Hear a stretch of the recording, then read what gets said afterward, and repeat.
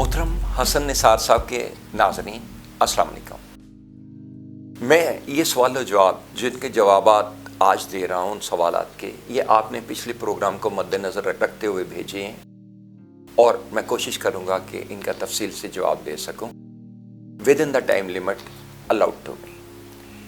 पहला सवाल नाजिया इलियास पूछती हैं कि मेरे हस्बैंड की एज 53 ईयर्स है और बैकेक है। बैकेक बहुत शदीद है, पेन किलर्स ले लेके तंग आ गए हैं, लेकिन अफक्का जैसे ही पेन किलर छोड़ते हैं प्रॉब्लम दोबारा शुरू हो जाता है। Mrs Nazia, pain killer basically तो ट्रीटमेंट नहीं होता ना, बेसिकली तो आपको साथ रूट कॉज दूर करना पड़ेगा। आप अगर साथ लिख देती कि अपर बैक में आया, लेट्स से कि ये अपर बैक में ये ऊपर वाली जगह पे आया पेन या लोअर बैक में आया, तो that would have been different. जो अपर बैक में पेन आता है वो आपके अपर वर्टेब्रा से आता है, थोरैसिक एरिया से आता है। क्या पसलियों में भी दर्द आ रहा है या सिर्फ बैक में आ रहा है? क्या गैस्ट्रिक को प्रॉब्लम भी हो रहा है, मैदे में भी आ रहा है, क्या सीने में कोई जलन महसूस होती है? तो ये अपर बैक की एरिया थोरैसिक से आती है। और इसी तरह लोअर बैक से ये जो L4-5 है, अगर टांगों में पेन रेडिएट कर रही है तो दैट मीन्स कि ये लोअर बैक L5-S1 यहाँ से मुतासर है और L4 का एरिया मुतासर है जहाँ से लोअर बैक में दर्द आ रही है। तो बेसिकली रूट कॉज वही है जो मैंने आपको बताया कि हमारी हड्डियाँ जो हैं वो बेसिकली उनमें जब कमी आती है उन अज़ा में जिनसे हड्डियाँ बनी है, that is vitamin D, calcium, magnesium, phosphorus, silicon, copper and fluoride, तो उनमें जब कमी आती है और कुछ चीज़ें रिएक्ट नहीं कर पाती तो सबलक्सेशन आने लगती है, मिसअलाइनमेंट आने लगती है, और जब नर्व्स खिंचाव पैदा करती हैं, हड्डियां कमज़ोर हो चुकी होती हैं तो डिस्कें बल्ज हो जाती हैं, डिस्पटूजन हो जाती है, जिसकी वजह से ये प्रॉब्लम आती। तो kindly once you send the next question तो उसमें स्पेसिफाई कीजिए कि अपर बैक है या लोअर बैक है, और उसका जब तक रूट कॉज नहीं होगा आपके पेन किलर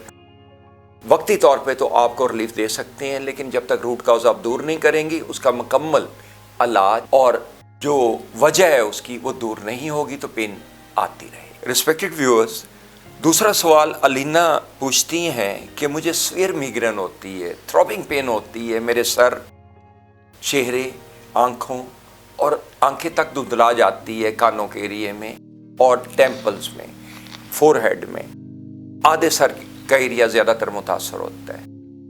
अलीना, ये जो माइग्रेन का अमल है ये अगर आप इस चार्ट की तरफ देखें जिस पे रोशनी पड़ रही है तो इसमें ये आपकी पूरी इंडिकेशंस दे रहा है, और ये आपके अपर टू वर्टेब्रास, ये जो देखें ये माइग्रेन लिखा हुआ है, ये अपर टू वर्टेब्रा से ऑक्सीजन कम जाने की वजह से होता है।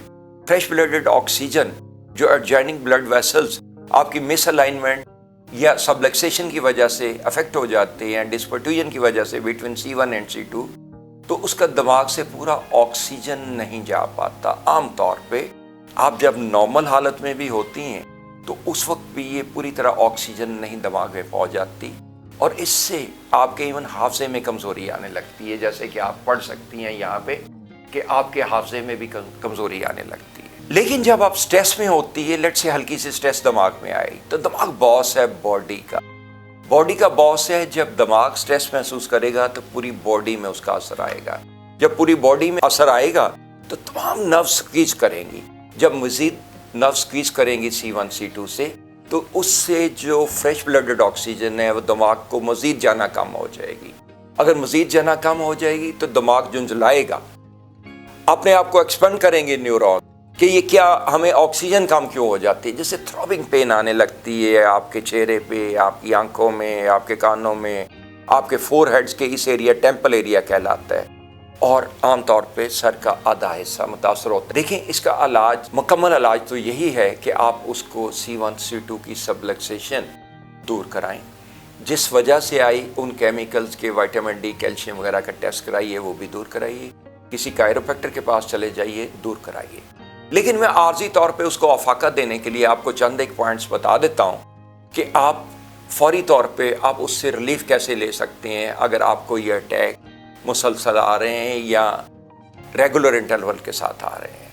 पहले तो आप اگر آپ اس جگہ پہ فور ہیڈ پہ ٹیمپل ایریا میں ہاتھ لگائیں گے تو یہ بہت سخت جگہ اس وقت پھولی ہوئی ہوگی، تو بہتر ہے کہ اس سے پہلے یہ پیچھے آپ کے یہ بڑی نسیں جا رہی ہیں، یہ بڑی نسیں جا رہی ہیں، ان کو چند دفعہ پمپ کیجئے.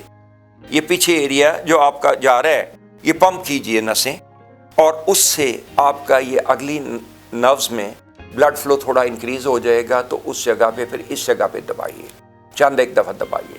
پھر اس کے بعد یہ آپ کے ہاتھ کے انگوٹھے اور انڈیکس فنگر کے درمیان میں یہ جو ایریا بنتا ہے اس کو تھوڑی دفعہ پمپ کیجیے. دونوں ہاتھوں کا باری باری میں پمپ کر سکتے ہیں. پھر یہ آنکھوں کا ایریا یہاں سے یہ متاثر ہے، اس جگہ کو تھوڑا تھوڑا ایسے تھوڑا ہلکا سا پریشرائز دیجیے. اور یہ جب پریشرائز آپ کریں گی اور پھر یہ بھویں جو ہیں ان کو اس طرح تھوڑا تھوڑا کریں گے تو اس سے آپ کو امیجیٹ ریلیف کچھ نہ کچھ ضرور مل جائے گی. لیکن الٹیمیٹ حل یہی ہے کہ یو گو ٹو سم کائروپریکٹر اور وہ آپ کی یہ سبلکسیشن دور کر دے گا اور انشاءاللہ دوبارہ اٹیک نہیں آئے گا. شیراز صاحب تیسرا سوال پوچھتے ہیں، وہ کہتے ہیں کہ میری ٹانگوں میں اور پاؤں میں نمنس آ رہی ہے، نمنس لگاتار آتی رہتی ہے جس سے میرا یہ پرابلم ہوتا ہے. شیراز صاحب آپ نے ایج نہیں لکھی. ایک تو 50 سال جب آپ گزر جاتے ہیں، 50 سال سے ایج میں بڑھتے ہیں تو ایتھروسکلوروسس کا عمل شروع ہو جاتا ہے. دیٹ مینس کہ آپ کی نروز کی الاسٹیسٹی جاتی رہتی ہے، ان کا پیسیج بلڈ کا کم ہو جاتا ہے. اگر آپ ڈائبیٹک ہیں تو یہ کام جلدی شروع ہو جائے گا اور نروز آپ کی متاثر ہوگی. یہاں ناظرین میں یہ بھی بتاتا چلوں کہ ہمارے ہر باڈی سیلز کی لائف ہے، لیٹ سے ریڈ بلڈ سیلز کی لائف ٹوٹل 120 ڈیز ہے، وائٹ سیلز کی ٹوٹل 30 آورز، کڈنی سیلز کی 3 ویکس، اور اسی طرح سکن سیلز کی جو ہے وہ 19 ڈیز. لیکن نرو سیلز کی کوئی لائف نہیں، یہ لائف ٹائم ہے. تو 50 سال بعد یا ڈائبیٹک لوگوں کو اس سے ارلی ایتھروسکلوروسس کا عمل شروع ہو جاتا ہے جس سے ان کی الاسٹیسٹی جاتی رہتی ہے، پیسج کم ہو جائے. جب کسی جگہ خون ہی نہیں جائے گا تو اس میں بھی تو پرابلم آئے گا نا. پھر آہستہ آہستہ نمنس آنے لگے. یہ اس وقت بھی آنے لگتی ہے جب فلکچویشن آ جائے گی L4-5 L5S1 میں، خاص طور پہ یہ اس جگہ پہ. تو اس میں اگر آپ یہ دیکھیں گے تو یہ آپ کو لکھا ہوا ہے ٹانگوں کا کمزور اور سن ہو جانا. تو یہ پرابلم جب آئے گا تو یہ یہاں سے جب بلڈ نہیں جائے گا تو ایتھروسکلوروسس کے علاوہ اگر آپ نہیں بھی ہیں اس ایج میں 50 اباب نہیں ہیں یا ڈائبیٹک نہیں بھی ہیں تو پھر بھی یہ پرابلم آنا شروع ہو جائے گا. ٹانگیں کمزور اور سن ہونے لگیں گی، پاؤں میں درد آنے لگے گا، پاؤں سرد ہو جائیں گے، کیونکہ ہر گرمائش ہر پروٹین وہ تو آپ کے بلڈ کے راستے جانی ہے نا.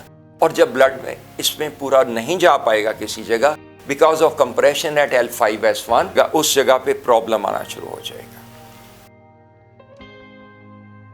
نیکسٹ سوال مس نازیہ سعید کہتی ہیں کہ میں کراچی میں رہتی ہوں اور یہاں سے میرے پرابلم یہ ہے کہ میرے ٹیل بون میں پرابلم آتا ہے، ٹیل بون میں بہت پین ہوتی ہے، اور جب میں بیٹھتی ہوں ڈاکٹروں کے پاس جاتی ہوں تو وہ پین کلرز کے علاوہ مجھے ایک ٹیوب سی رکھنے کے لیے نیچے دے دیتے ہیں کہ آج جب بھی بیٹھا کریں اس سے.